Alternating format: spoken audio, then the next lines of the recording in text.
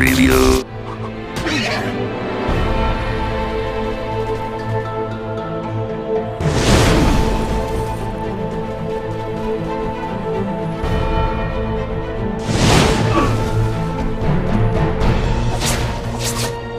Age of Wonders 3 is at its best when you're locked in glorious battle. From flanking bonuses and line of sight to magical research and the industrial infrastructure of your empire, every detail in this turn-based strategy game contributes towards making the battlefield as complex and rewarding as possible.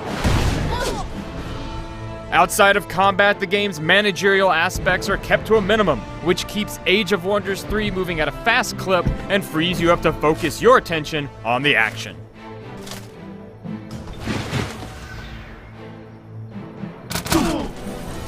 Each game of Age of Wonders 3 begins with you taking up the mantle of a mighty hero, such as an elven sorcerer or dwarven theocrat, and guiding your people through conflict to prosperity.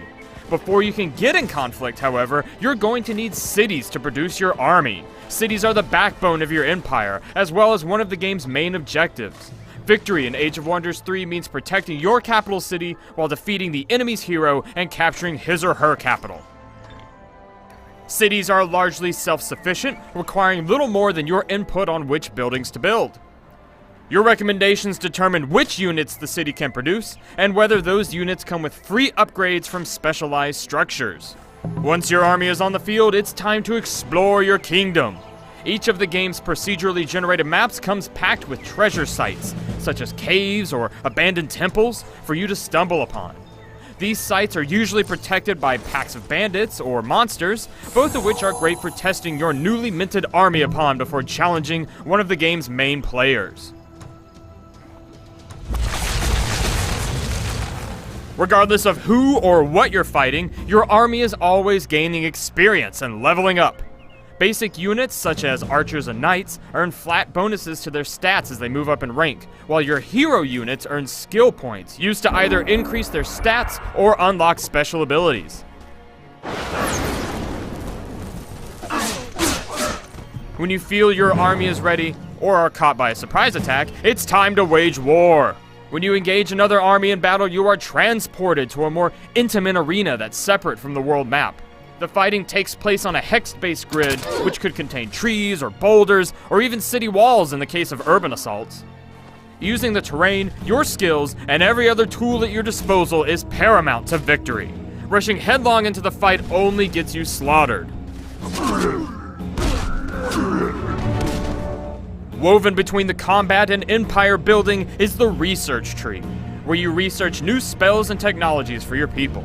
It's one of your most powerful assets, but also one of the most unpredictable, as most of the tree is randomized at the start of the game.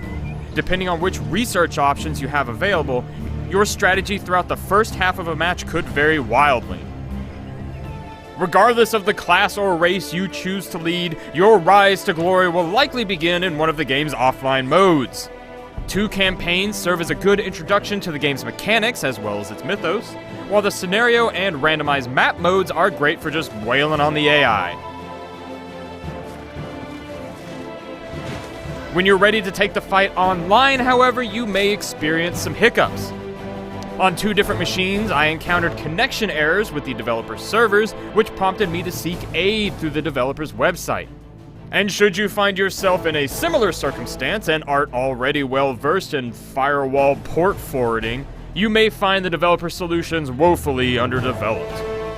Online foibles aside, Age of Wonders 3 is still a well-crafted strategy game that doesn't let itself get bogged down in needless busywork.